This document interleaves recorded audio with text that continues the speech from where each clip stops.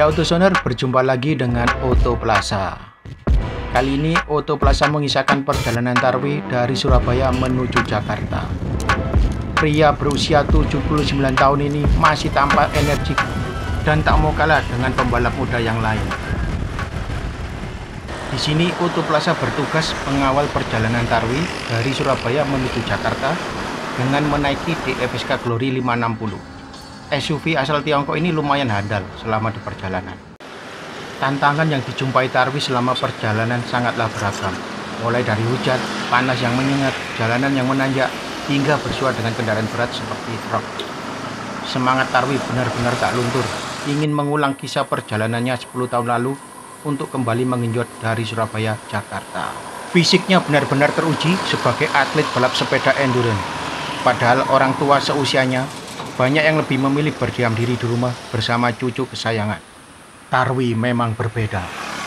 Yang mengagumkan, nama besar Tarwi sangat populer di kalangan para atlet muda balap sepeda. Terbukti di setiap kota yang dilewati, mereka rela menyertai Tarwi menuju ke etape kota berikutnya. Bagi mereka, Tarwi seperti panutan yang patut ditiru prestasi dan semangatnya untuk tak pernah mudah menyerah. Terutama di kala pandemi seperti sekarang, dengan beriringan bersepeda bersama, Tarwi dan para atlet balap sepeda muda siap menghadapi tantangan. Intine rawi-rawi rantas, malang-malang putung yorek. Jangan lupa kami mengucapkan banyak-banyak terima kasih sekali karena setiap kota penyambutan yang begitu meriah dan kami sangat terharu sekali. Harapan saya penggemar seluruh sepeda untuk ke depan anak-anak bangsa yang masih muda supaya lebih daripada saya untuk melebihi prestasinya. Karena saat ini sepeda sedang digalakkan untuk berprestasi menuju ke tingkat Asia, ASEAN ataupun dunia. Secara umum perjalanan Tarwi sukses hingga finish Jakarta. Namun dari sekian etape yang dilalui, ada yang paling ekstrim, yakni Purwokerto menuju ke Cirebon. Inilah etape ketika seluruh rombongan tim tidak bisa menemani Tarwi selama di perjalanan. Saat tiba di jalanan Provinsi Aji Barang, terjadi kemacetan yang luar biasa dari dua arah sekaligus. Penyebabnya adalah dua truk yang mengalami patah as. Ketika itu, petugas yang berpatroli menyebutkan panjang antrian kemacetan hingga 10 km lebih. Kami pun akhirnya terpisah dengan Tarwi. Tarwi memang bisa melewati kemacetan dengan cara membopong sepeda kesayangannya. Namun bagi rombongan tim yang menaiki mobil, harus mencari jalur alternatif. Berkat arahan penduduk setempat, kami pun menetapkan melewati jalur pegunungan Liu Brebes. Rombongan tim pun putar arah dan mencari jalur alternatif menuju pegunungan Liu. Untuk sementara lupakan dulu misi menemani Tarwi. Yang penting bisa secepatnya bertemu. Mengingat kebutuhan logistik Tarwi ada di mobil. Saat kami berdiskusi menuju Liu, rupanya seluruh anggota tim tak ada satupun yang pernah melewati jalur pegunungan Liu Salem Brebes. Kami hanya mengandalkan peta GPS di smartphone. Awalnya jalur pegunungan Liu Salem Jawa Tengah adalah jalanan yang biasa, kerap melewati pematang sawah maupun hutan kecil. Namun kontur jalannya semakin mendaki dan puncaknya performa DFSK Glory 560 seakan kedodoran.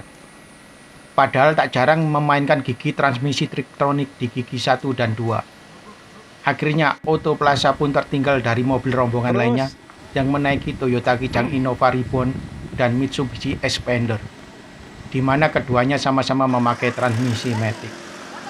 Kami pun memutuskan beristirahat sejenak sekaligus mendinginkan mesin.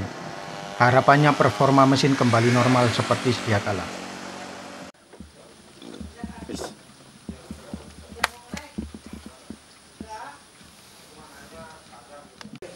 Dari titik nol mau sing wong pickup gak sama mobil mau kan jalannya yang penting iso dinginnya wis bisa aman. Manis luwih sangar 100 meter. Ya enggak masalah, yang penting adem dhisik lah Mas. Kan mulai trek mulai bedol kan ngoyo terus. modal itu mau iso lho ya. Iso, tinggal mek sak set di batu mbek surung insyaallah iso.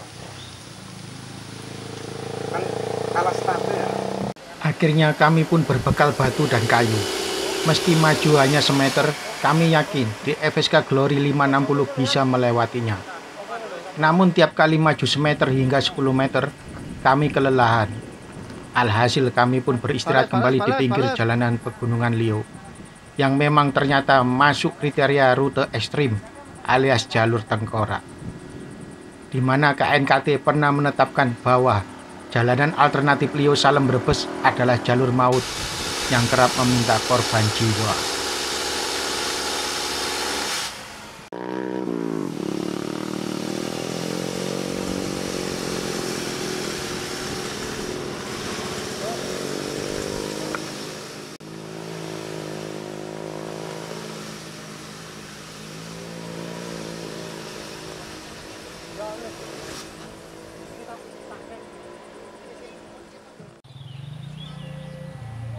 Tak terasa lebih dari 2 jam kita terdampar di kaki penanjakan Pegunungan Liau. Memilih jalur kembali Aji Barang jelas tak mungkin karena masih dilanda kemacetan parah. Asal diketahui, kemacetan itu ternyata berimbas hingga keesokan harinya. Sadar tak bisa berdiam diri, Auto Plaza pun coba berbrowsing ria tentang DFSK Glory 560. Dan hasilnya semakin membuat berdebar. Karena saudaranya Glory 580 juga mengalami masalah serupa, tak kuat di tanjakan. Cemas bercampur bingung karena siang mulai beralih ke sore, Auto Plaza pun kontak Bang Mampir untuk meminta saran dan masukan. Hal ini penting karena salah satu teman kami mulai menunjukkan tanda-tanda halusinasi dan kecemasan tingkat dewa. Jujur, tingkah lakunya sekarang penuh kecemasan akut, mengalahkan kekhawatirannya tak menerima bantuan BLT. Dan inilah saran dari Bang Mampir.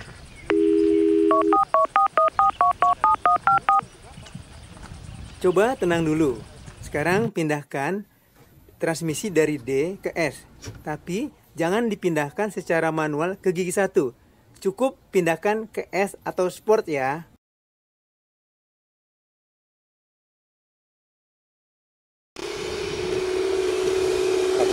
Suara mesin enggak kuat.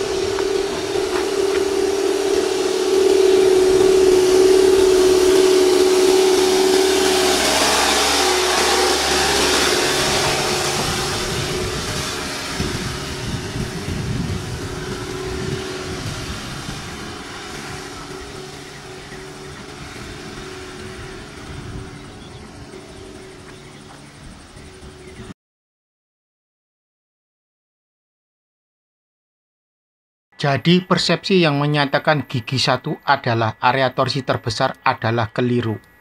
Tergantung dari jenis mesin yang digunakan. Ketidakberdayaan DFSK Glory 560 melewati tanjakan Liau adalah karena di gigi 1 belum sempat menjadikan turbonya bekerja sempurna. Di gigi 1, putaran RPM-nya dirunut dari bawah hingga akhirnya mesin kehabisan nafas, tanpa memberikan kesempatan kepada turbonya untuk bekerja. Namun ketika posisi tuas transmisi S atau Sport, seketika itu pula putaran RPM mesin langsung melonjak hingga 1800-2000 RPM. Saat itu pula torsinya 230 Nm, segera tergali dan mobil pun bisa melewati tanjakan dengan sempurna. Ada keberhasilan, tentu ada curan keringat.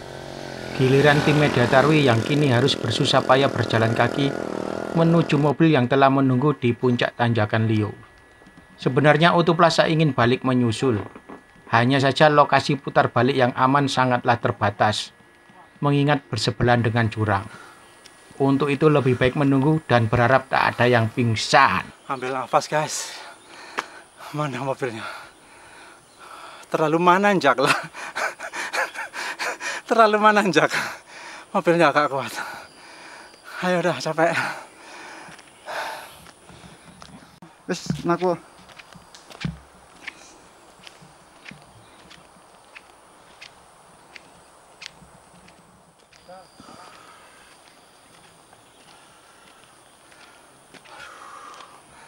Capek guys. Ambil nafas yang banyak-banyak. tanjakannya terlalu menaikkan diri. Ambil nafas dulu. Mas, bawa kayu buat apa itu? Ini bukan buat suling. Buat handle-nya roda nih, kalau mobilnya nggak kuat kita tahan gini. Ada istirahat dulu.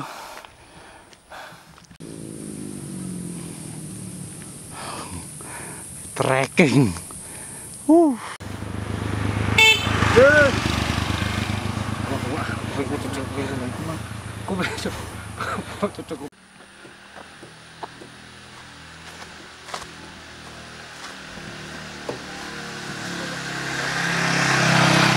Kok goyang dulu sampean? Disuruh ayo numpak kabeh. Seneng ah sampean? Ayo. Terus kok jadi wong kene lho. Aduh.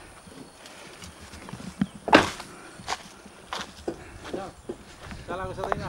Wis Om numpak mana Om? Wis numpak. Sudah bisa. Wis ro carane. Sudah tahu caranya.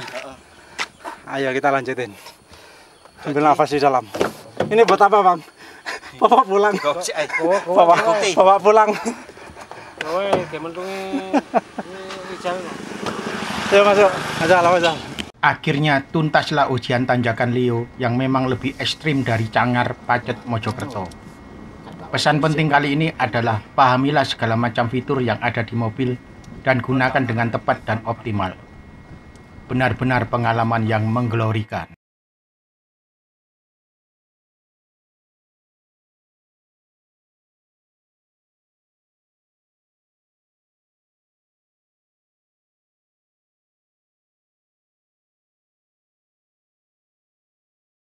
Kami dari FSK Manusejahtera Abadi merasa bangga dapat mengiringi Pak Tarwi selaku legenda senior sepeda yang juga menjadikan inspirasi buat anak-anak muda zaman sekarang, milenial.